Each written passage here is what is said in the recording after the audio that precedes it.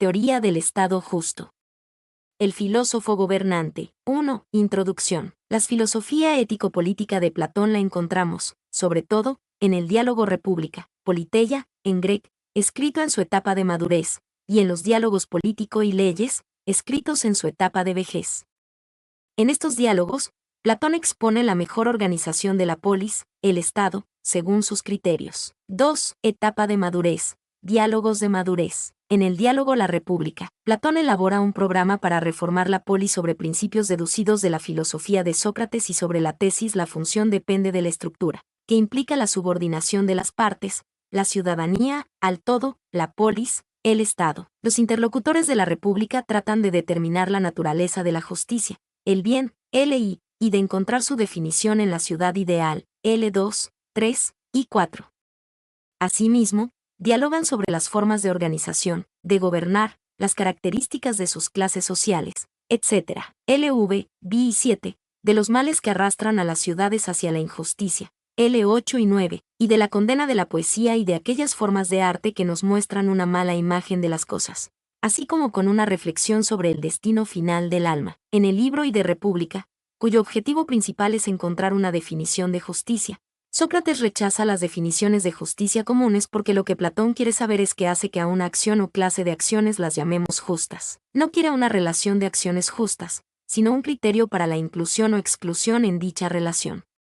Tampoco admiten las expresiones sinónimas de la palabra justicia, pues un equivalente verbal de una expresión cuyo significado tratamos de resolver no constituye una ayuda. Sócrates nos ofrece una fórmula. La justicia es ese estado de cosas en el que cada uno se ocupa de lo que le concierne. A continuación, el sofista Trasímaco expone sus opiniones sobre la conducta humana. Según Trasímaco, la sociedad considera justo lo que sirve al interés del más fuerte. Dice que históricamente, gobernantes y clases gobernantes inventaron el concepto y las normas de justicia para servir a sus propios propósitos.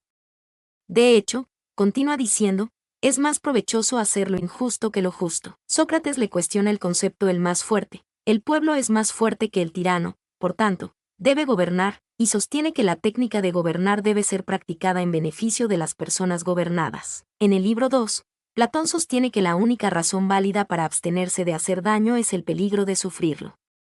También dice que nadie de quienes exhortan a los hombres a obrar con justicia se interesa por la rectitud inherente al acto justo en sí mismo. Esta crítica le sirve para revelar que el argumento de lo beneficioso, como metrón o criterio de la conducta justa, es inadecuado como defensa de la rectitud.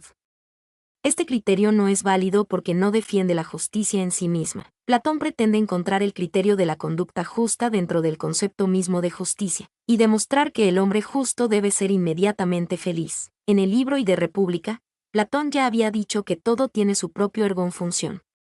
Presenta la arete como el estado en el que cada cosa puede realizar mejor su función, y afirma que hay una virtud específicamente humana cuyo ejercicio nos permitirá una vida feliz. Tal virtud o ergon la llama gobierno, deliberación, o simplemente vida racional. Por tanto, debe haber una arete o estado óptimo del alma, psique, en el que ejecutará su función lo mejor posible. Esa arete es lo que llamamos justicia. Así, pues, el hombre justo vive de la manera mejor y más plena, y es feliz y bueno al mismo tiempo. Pero ¿cómo puede la justicia por sí misma y con independencia de las recompensas ser más beneficiosa que la injusticia? Para contestar, Platón trata de mostrar qué es la justicia, primero en el Estado y luego en el alma. Esto es así porque los principios de la justicia son los mismos para el individuo que para el Estado. Según Platón, la sociedad se origina porque cada hombre, por sí mismo, es incapaz de satisfacerse todas sus necesidades individualmente.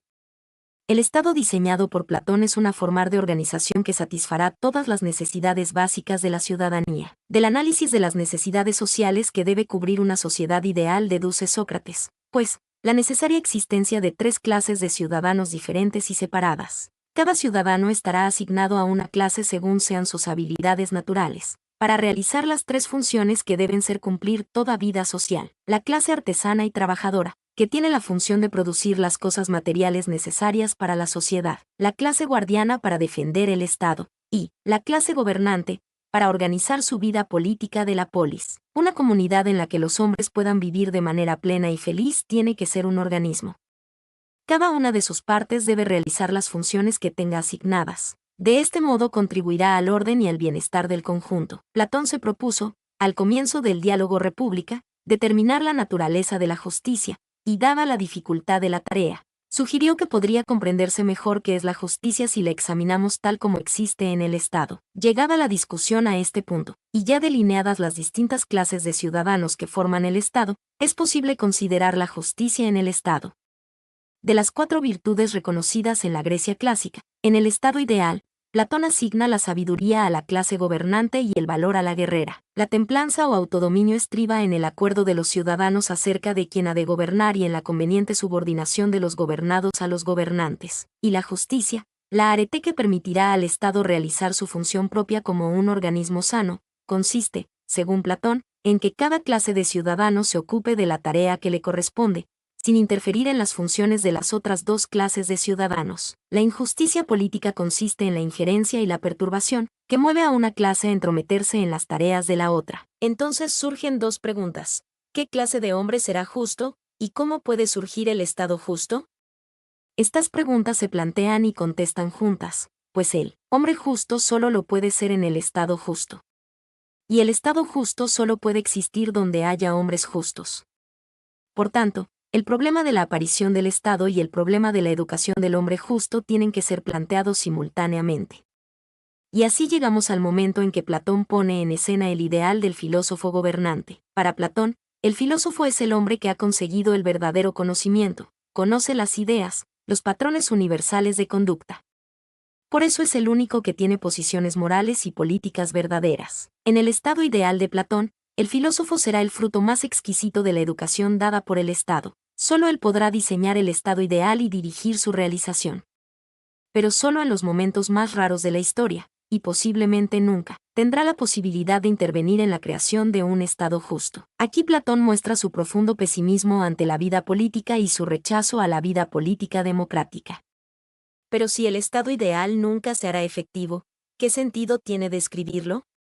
Platón lo utilizará como el modelo, metrón, con el que juzgar los estados reales. El estado ideal es, para Platón, el estado aristocrático, pero, cuando las 2 clases superiores se alían para repartirse las propiedades del resto de ciudadanos y reducirlos a la esclavitud, la aristocracia se convierte en timocracia, sistema que representa el predominio del elemento fogoso del alma. El estado timocrático se basa en los valores militares del honor con alguna infusión de los valores de la propiedad privada.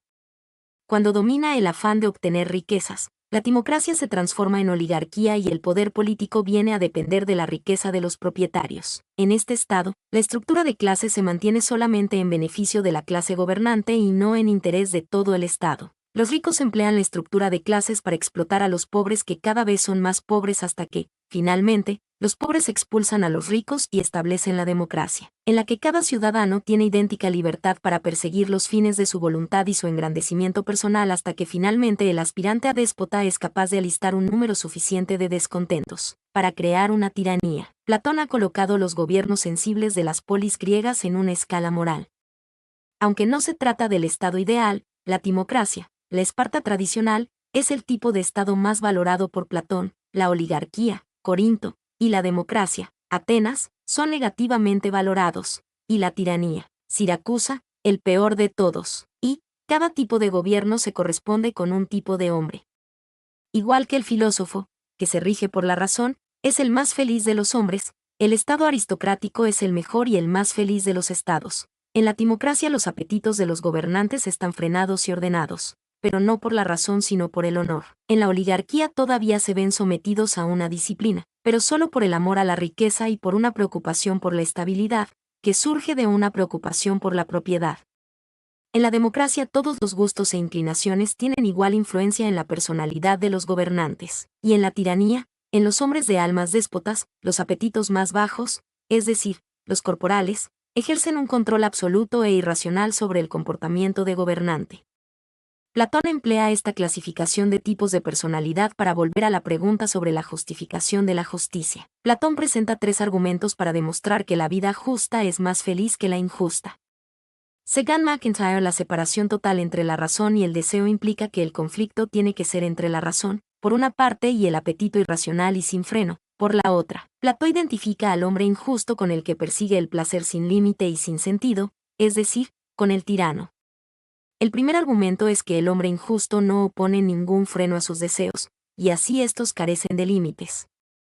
Al carecer de límites, sus deseos nunca estarán satisfechos, y siempre estará descontento. El segundo, señala que solo el filósofo se encuentra en posición de contraponer los placeres de la razón a los del apetito y la sensualidad ilimitada, porque solo él conoce ambos aspectos. Finalmente sostiene que los placeres del intelecto son auténticos, mientras que lo que el hombre sometido a los apetitos considera como placer, a menudo no es más que un cese del dolor o del malestar, en el sentido en que comer alivia el hambre, y en el mejor de los casos resulta mucho menos real, en función de la noción de real como inmutable e inmaterial, que aquello en que se deleita el intelecto. Pero el problema de la justificación de la justicia todavía está sin resolver.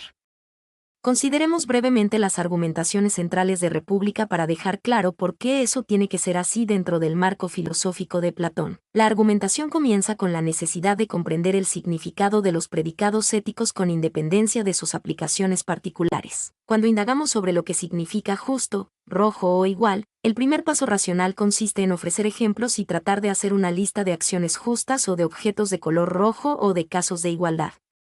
Pero dar una lista semejante implica no comprender el verdadero sentido de la indagación. No queremos saber qué acciones son justas, sino qué es lo que hace que las acciones sean justas. Necesitamos un criterio. Platón encuentra su criterio en el conocimiento de las ideas. Pero el conocimiento de las ideas solo es accesible a unos pocos, bien quienes han disfrutado de las disciplinas educativas del estado ideal, todavía inexistente, o bien quienes se encuentran entre las escasas naturalezas que tienen una capacidad y una inclinación filosófica y no han sido corrompidas por el medio social. Se infiere no solo que estos pocos serán los únicos capaces de justificar la justicia, sino también que la justificación solo les resultará inteligible y convincente a ellos. Así, el orden social impuesto por el concepto platónico de justicia solo será aceptado por la mayoría social por la persuasión no racional, o por la fuerza. 3. Etapa de vejez. Diálogos críticos. 3.1 Político. Hacia el final del diálogo el político, Platón afirma que la ciencia de la política, la ciencia de gobernar, no puede estar identificada con el arte del general ni con el del juez, porque estas son artes auxiliares. El guardián actúa como ministro del gobernante y el juez dicta su sentencia según las leyes establecidas por el legislador. La ciencia soberana debe ser aquella ciencia común que está por encima de todas las demás y custodia las leyes y todo el Estado, al vincular todo de manera que forme en verdad un solo conjunto. No son muchas las personas, tengan las cualidades que tengan, que pueden alcanzar la sabiduría política u ordenar sabiamente un Estado, sino que el verdadero gobierno ha de formarlo o un pequeño grupo o un individuo solo, y lo ideal sería que el gobernante o los gobernantes legislasen para cada caso concreto. Platón insiste en que las leyes deberían modificarse cuando las circunstancias así lo exigieran, y que ninguna superstición respecto a la tradición debería impedir aplicarlas razonablemente a las nuevas situaciones y a las necesidades actuales. Más como el ideal mencionado requiere un saber y una competencia más divina que humana, debemos contentarnos con un sustitutivo, es decir, con la dictadura de la ley. El gobernante administrará el Estado ateniéndose a una ley fija. Esta ley deberá ser soberana absoluta, y el hombre público que la viole será condenado a muerte. Leyes. Las leyes son un diálogo entre un ateniense anónimo apodado el extranjero, Megilo de Esparta, y un ciudadano de la colonia espartana de Cnosos. Se trata de una obra póstuma de Platón, publicada en el año 347, por Filipo de Opunte, discípulo de Platón. 1. En los 3 primeros libros de las leyes se plantean 2 preguntas muy generales en torno a los principios de una legislación. ¿Cuál es el propósito de las leyes? Y 2. ¿Y cuáles son las condiciones de su autoridad? 3. En este mismo libro Platón establece la idea central del proyecto político de las leyes, a saber que la autoridad de las leyes solo se obtiene cuando se basa en una división de poderes, es decir, en una constitución mixta. En los libros 4 a 12, Platón elabora las instituciones de la nueva colonia. En esas partes, señala Lax, nos topamos con ciertas oscuridades, unas de carácter contingente, y otras que pueden considerarse más esenciales. Así, el desorden de los últimos 2 libros puede atribuirse a que Platón murió antes de poderles dar el toque final. Como ya se dijo, fue el propio Filipo de Opunte quien publicó el trabajo como póstumo. 10. Sin embargo, afirma Lax, también se debe al modo específico que Platón atribuye a la tarea de legislar. La estructura global del trabajo legislativo tiende a desaparecer ante lo que me gustaría llamar una constante y deliberada postergación de la legislación. 2. En el diálogo las leyes trata sobre la naturaleza de una sociedad en la que la virtud es inculcada a todos. Examina propuestas prácticas para una legislación a promulgar en la imaginaria ciudad de Magnesia, que estaría por fundarse en Creta. Como en la sociedad de la República, habrá un orden jerárquico de gobernantes y gobernados en la ciudad, y la verdadera virtud solo la alcanzarán quienes pertenecen a la limitada clase de los gobernantes. En República puso todo el énfasis en la educación de los gobernantes, mientras que el interés de las leyes reside en lo que Platón nos dice sobre la masa de ciudadanos y su educación. En República, el papel de la gente común en el Estado corresponde al de los apetitos en el alma. Pero la relación entre la razón y los apetitos la describe de manera negativa. La razón frena y controla los impulsos no racionales de los apetitos. En las leyes, es el desarrollo de hábitos deseables lo que frenará los impulsos de los apetitos. Platón incita a la gente ordinaria a vivir de acuerdo con la virtud, y tanto la educación como las leyes deben guiarlos hacia esta idea de vida. Pero el hecho de que vivan según los preceptos de la virtud se debe a que han sido acostumbrados y condicionados a tal idea de vida y no a que comprendan el sentido de esta. La comprensión aún está reservada a los gobernantes. El Estado debe ser una auténtica administración. El gobierno no debe confiarse por consideraciones de linaje o de riqueza. Los gobernantes deben tener carácter y cualidades para gobernar, y deben estar sometidos a la ley. El estado en el que la ley se encuentra por encima de los gobernantes y estos son súbditos de ella, florece próspero y feliz, con todas las bendiciones de los dioses. El Estado existe, por consiguiente, no para el bien de una clase determinada de hombres, sino para que todos los ciudadanos vivan como es debido. Para entender la filosofía política de Platón debemos tener en cuenta su teoría de las ideas. Una teoría de los valores que los muestra ubicados en un mundo trascendente al que solo puede acceder una minoría entrenada intelectualmente para hacerlo. Creer que por encontrar respuestas verdaderas a las preguntas socráticas nos obliga a incorporar estas respuestas en el comportamiento ciudadano es una mezcla curiosa de realismo político y fantasía totalitaria. Que la posibilidad de llevar una vida virtuosa dependa, para la mayoría de la gente, de la existencia de una estructura social adecuada no implica que tengamos que crear una estructura social que imponga a vida virtuosa. Mi nombre es Demim, soy tu asistente personal. Mi sitio en internet es demim.es.tl.